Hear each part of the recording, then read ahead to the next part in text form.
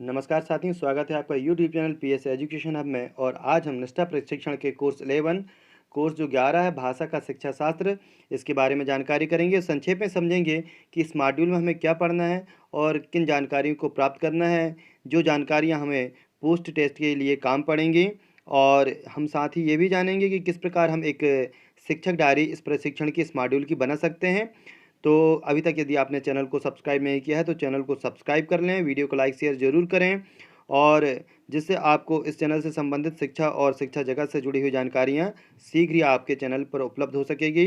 साथ ही यदि आप इस प्रकार की मॉड्यूल की यदि पीडीएफ उपलब्ध चाहते हैं तो आप टेलीग्राम ऐप को इंस्टॉल करके और उसके सर्च ऑप्शन में जाकर के पीएस एजुकेशन हब जैसे ही लिखेंगे तो आप इस चैनल के टेलीग्राम ऐप से जुड़ सकते हैं, और वहाँ से आप सारी जो एप्लीकेशंस हैं, जानकारियाँ हैं और ये पीडीएफ फाइल हैं वो आप प्राप्त कर सकते हैं। तो चलते हैं हम अपने मॉड्यूल की ओर। ये जो मॉड्यूल है ये हमें श्री प्रदीप त्रिपाठी औरिया के जो शिक्षक हैं उनके द्वारा ये भेजा गया है। तो इस चैनल से जुड़े रहें, साथ ही जानकारियाँ प्राप्त करें। तो चलते हैं, जो कोर्स 11 है भाषा का शिक्षा शास्त्र, उसके बारे में हम जानकारी संक्षेप में कर लेते हैं कि इसमें हमें क्या क्या देखना है, क्या क्या हम एक सुझावात्मक डायरी के रूप में बना सकते हैं। तो सबसे पहले हम उद्देश्य देखेंगे कि शिक्षा शास्त्र को जानने के पढ़ने के उद्देश्य क्या हैं। इस कोर्स के द्वारा हम जानेंगे क्या, पहला, भाषा शिक्षा के विभिन्न पक्षों जैसे भाषा सीखने की प्रकृति, भाषा की भूमिका, संसाधन, कार्यनीति इत्यादि। दूसरा, हम जानेंगे कौशल दृष्टिकोण के साथ सतत आकलन करना। तीसरा, अलग अलग स्तरों के बच्चों के लिए सीखने के प्रतिफल व सीखने सिखाने की प्रक्रिया जानना। जेंडर, CWSN, समावेशी कक्षा, विद्यालय आधारित पूर्व व्यवसाय शिक्षा को जानना। निरंतर आकलन व सीखने के प्रतिफलों की रिपोर्टिंग हेतु कार्यनीतियों का उपयोग करना। सामग्री की रूपरेखा में है पहली, दूसरी, तीसरी भाषा के संदर्भ में भाषा का शिक्षण। तो भाषा जब हम सीखते हैं तो जो पहली भाषा होती है वो तो हमारी मातृभाषा होती है, जिसको हमने अपने घर में सीखा हुआ होता है। ये जो हमारी मदर लैंग्वेज होती है, मदर टंग होती है।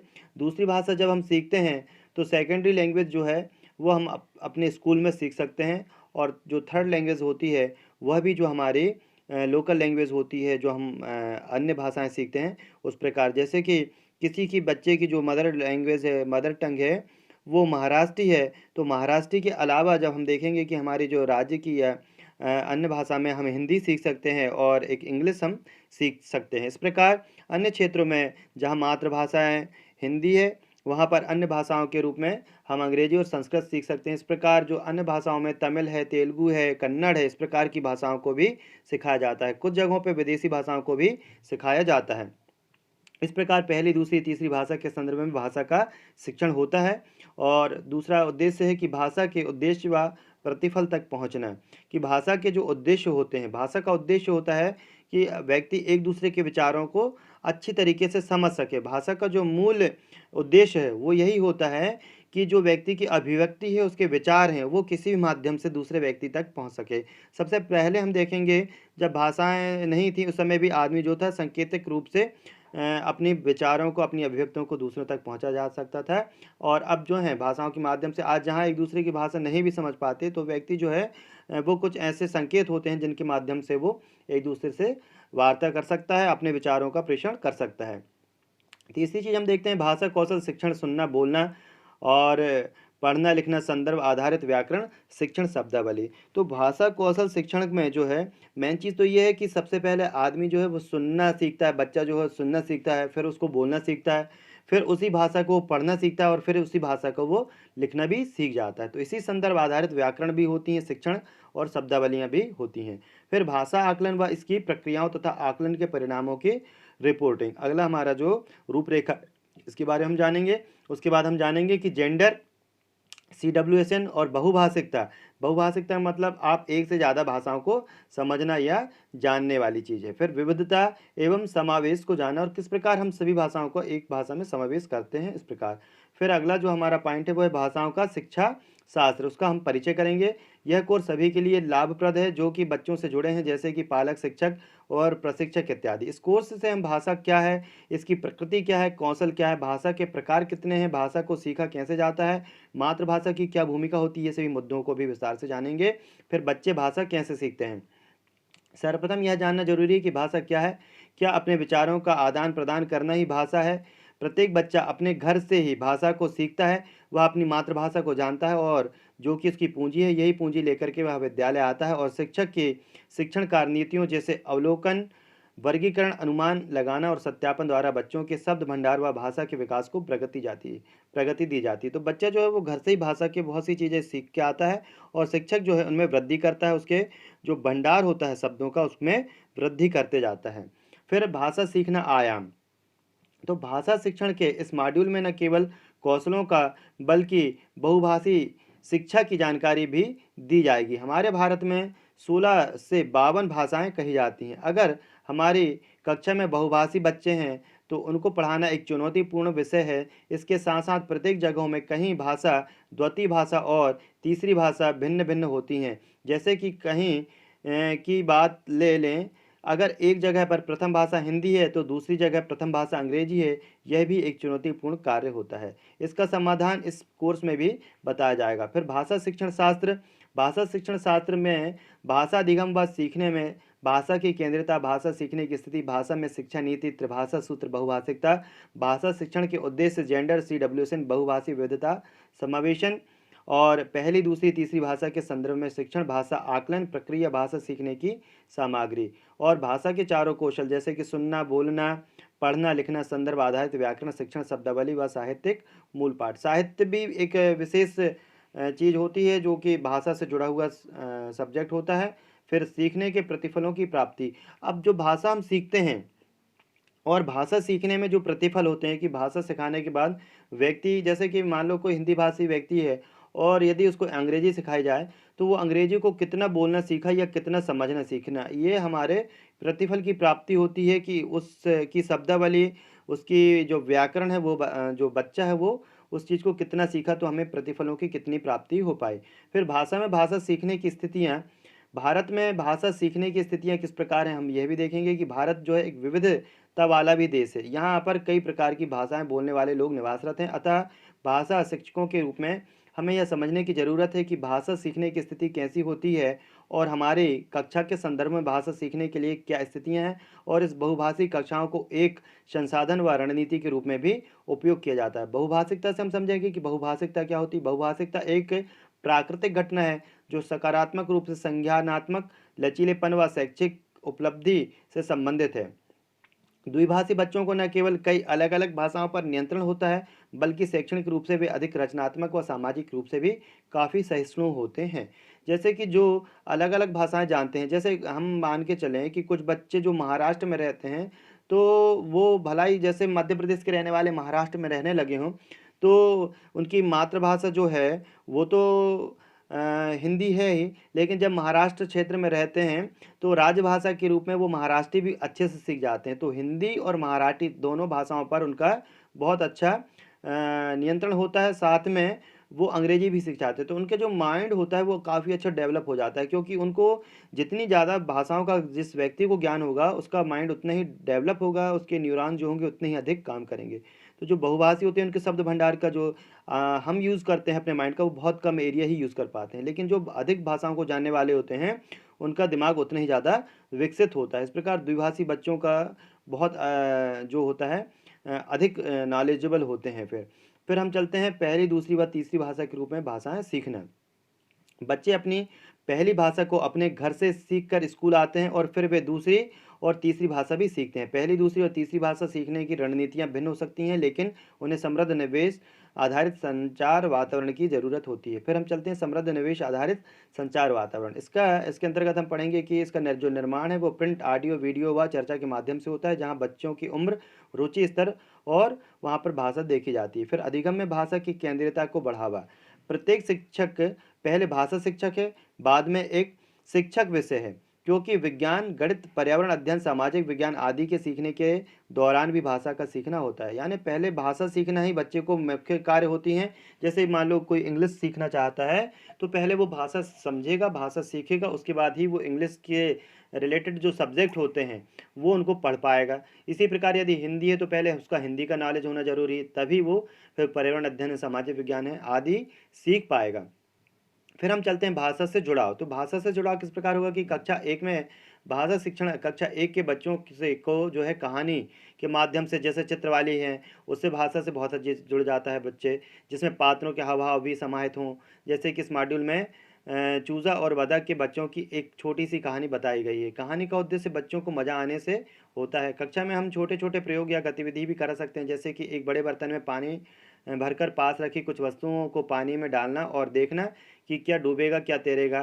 तो इसमें क्या होगा कि एक विज्ञान की गतिविधि भी हो जाएगी, मगर इसमें बच्चा भाषा भी सीख रहा है, जैसे कि क्या डूबेगा, क्या तैरेगा। तो भाषाई शब्दों का ज्ञान उसको होगा कि डूबेगा, तैरेगा ये शब्द आ जाएँगे। कौन हल्का है, कौन भारी है, अर्थात समस्त विषयों में भाषा शिक्षण होता है, चाहे वो गणित हो, विज्ञान हो या सामाजिक। यानी बिना भाषा के कोई भी विषय को नहीं पढ़ाया जा सकता। इस प्रकार हम उसकी व्याकरण के बारे में भी जानेंगे। छोटे-छोटे प्रश्न बच्चों से अपन पूछ सकते हैं विशेषता कहानी की, है ना? इसी के साथ हम संज्ञा, सर्वनाम है, क्रिया विशेषण जानकारी भी बच्चों को दे सकते हैं। व्याकरण भी जो है वो इसी भाषा और विषय के माध्यम से हम बच्चों को बता सकते हैं। फिर हम जानेंगे प्रिंट रिच वातावरण क्या होता है। जब बच्चे शाला में आते हैं तो भाषा संबंधी संसाधन उनके आसपास होने चाहिए।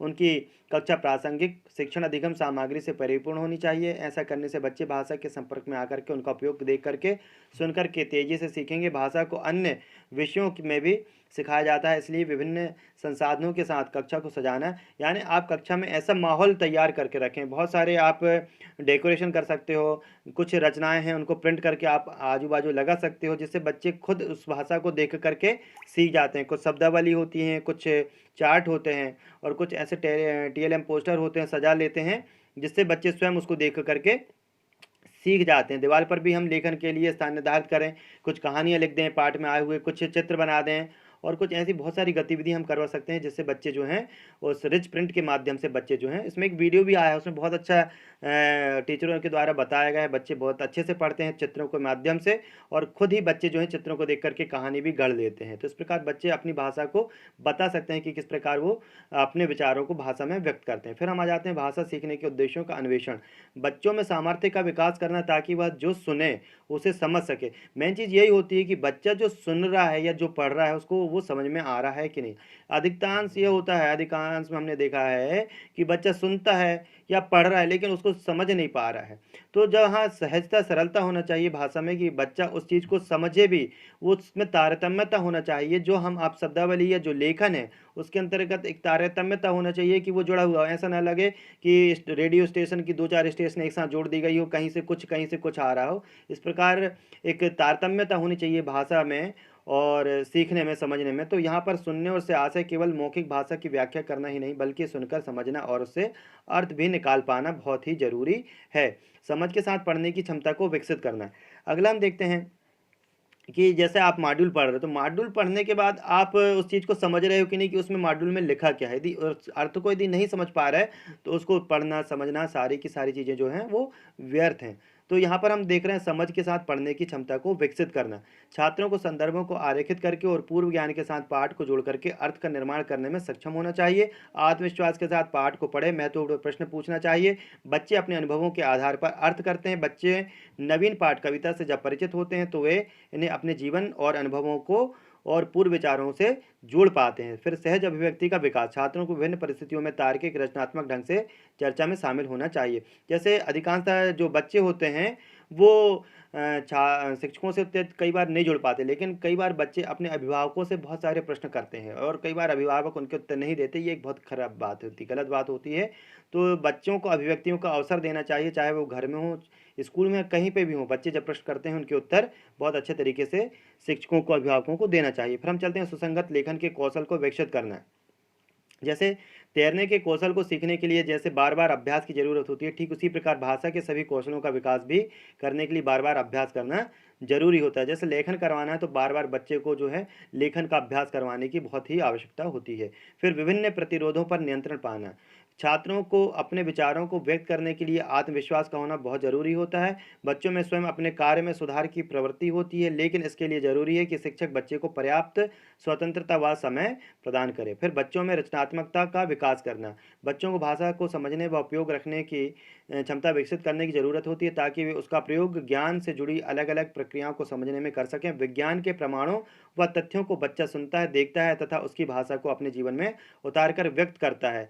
फिर संवेदनशीलता का विकास करना, बच्चों में संवेदनशीलता का भी विकास करना ज़रूरी है, तो छात्रों को कई प्रकार की सामग्री, कथाएँ सुना कर के ऐसा संवेदनशीलता से जोड़ना चाहिए ताकि उनमें संवेदनशीलता के भाव भी आ सकें। फिर सीखने के प्रतिफल, प्राथमिक स्तर पर बच्चा अपने घर से भाषा का मौखिक रूप सीख कर आता है और बच्चे पूर्व ज्ञान का पता करते हुए हम धीरे-धीरे लिपिबद्ध लिखित रूप से उनको सिखाते हैं। इस प्रकार जो है सीखने के प्रतिफल हम प्राथमिक स्तर पर इस प्रकार प्राप्त कर सकते हैं कि बच्चा क्या सीख रहा है, कैसे सीख रहा है, ब्लैक बोर्ड पर लिखवा सकते हैं, कई गतिविधियों के माध्यम से हम बच्चे को सिखाते हैं प्राथमिक स्तर के। फिर जो सीखने के प्रतिफल माध्यमिक स्तर पर हम कैसे प्राप्त करेंगे, तो प्राथमिक कक्षाओं में पढ़ना लिखना सीख लिया।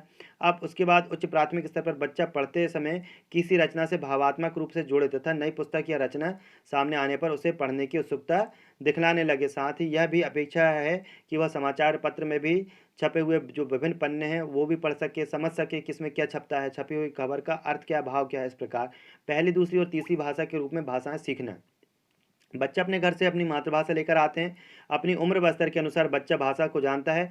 हमें भाषा शिक्षक के रूप में बच्चे को उसकी प्रथम भाषा सिखानी चाहिए, इसके बाद ही दूसरी भाषा को सिखाना चाहिए। बच्चा अपनी मातृभाषा को बहुत सचेत प्रयास के बिना ही सीख जाता है। मातृभाषा जो है वो बिना किसी प्रयास के बच्चा सीख जाता है, क्योंकि वह अपने आसपास इसी प्रकार का वातावरण देखता है, सुनता है। जबकि दूसरी तीसरी भाषा सिखाने के लिए उसको वातावरण वैसा नहीं मिल पाता, इसलिए दूसरी तीसरी भाषा सिखाने के लिए संसाधन और एक रणनीति बनानी पड़ती है कि किस प्रकार हम बच्चे को सिखाएं, क्या चित्र दिखाएं, किस प्रकार का माहौल वातावरण तैयार करें। फिर चिंतन योग्य बातें, इन बातों पर विचार जरूर करें। पहला, क्या आपने अपनी मातृभाषा पहली भाषा कैसे सीखी, आपने दूसरी भाषा कैसे सीखी, फिर मातृभाषा व दूसरी भाषा सीखने के अनुभवों में क्या अंतर आया, क्या हम बच्चों की मातृभाषा का उपयोग करके भाषा शिक्षण अधिगम कार्य करा सकते हैं। फिर एक नमूना, शिक्षकों को अपनी भाषा शिक्षण के उद्देश्यों और उनके सीखने के चरणों व प्रतिफलों को समझने की जरूरत है। प्रत्येक शाला की कक्षाओं में नियोजन एवं प्रक्रियाओं के लिए एक पाठ या उसका हिस्सा ले लें। जैसे पढ़ने से पहले बच्चे गृह कार्य करने के बारे में समूह में अपनी पसंद नापसंद के बारे में चर्चा करें, फिर परीक्षा के समय साझा करते हैं। शिक्षक गृह कार्य पर पुस्तक पर या अन्य स्रोतों से क्यूआर कोड, ऑडियो वीडियो के माध्यम से क्लिप चला करके समझा सकते हैं। फिर पढ़ते समय क्या बच्चों के साथ गतिविधि कर सकते हैं, वो हम यहाँ पर देख सकते हैं, लिख सकते हैं। पढ़ने के बाद की पढ़ने की समझ कैसे विकसित होती है, मौखिक रूप से प्रश्न पूछें। फिर बच्चों को अलग अलग रूप में लिखने के लिए कहें, भाषा के साथ काम करना, बच्चों को रिक्त स्थान में उचित शब्द भरने के लिए खोजने के लिए गतिविधि कराएं। बहुत सी ऐसी गतिविधि होती है भाषाओं में कि बच्चे जो है वोकेबलरी को ढूंढता है, शब्दों को ढूंढता है। फिर सुनने बोलने के लिए बच्चों की हम रिकॉर्डिंग कर सकते हैं और फिर उनको सुना सकते हैं। बच्चे कहाँ क्या गलती कर रहे हैं वो बच्चे स्वयं से सीखते हैं। फिर बोलना व लिखना, समूहों विचारों में समावेश, आप इनके अतिरिक्त भी और कई गतिविधियां करवा के बच्चों को भाषाओं से जोड़ सकते हैं। फिर सुनना और बोलना कौशल हेतु शैक्षणिक प्रक्रिया व सीखने के प्रतिफल निम्न है। शैक्षणिक प्रक्रिया में सुनने की समझ विकसित करने के लिए एक संसाधन टीवी है, रेडियो है। फिर सुने उपशीर्षक के साथ फिल्में भी हैं, नाटक है, शैक्षिक चैनल देखें। सुनने के लिए श्रव्य दृश्य सामग्री बनाना व साझा करना, आवाज़ वाली किताबें तथा अन्य से पढ़ना, समझना एवं जवाब देना, व्यक्तिगत बातचीत में भाग लेना, भाषण देना, वाद वाद प्रतियोगिता, इस प्रकार। फिर सीखने का प्रतिफल, भूमिका निभाना, समूह चर्चा, वाद विवाद करना, कविता, चुटकुले हैं, पहेलियाँ हैं, सुनाना व साझा करना, मातृभाषा में संप्रेषण करना, प्रार्थना सभा, रेलवे स्टेशन, अन्य जगहों की घोषणाओं का जवाब देना। फिर लेखन के कौशल का अन्वेषण कैसे होगा कि लेखन में प्रक्रिया आधारित दृष्टिकोण के अनुसार चरणबद्ध तरीके से लेखन, विचार मंथन, कई विचारों और सुझावों को लिखना, रूपरेखा बनाना, विचारों से तार्किक क्रम में व्यवस्थित करना, आलेखन, प्रारूपण, मसौदा तैयार करना। लेखक, अब जब बच्चा जब पढ़ना सीख गया, बोलना सीख गया, तो अब लेखन की बात आती है तो किस प्रकार आलेखन कर सकता है, प्रारूपण कर सकता है, कोई चीज़ का मसौदा तैयार करना है।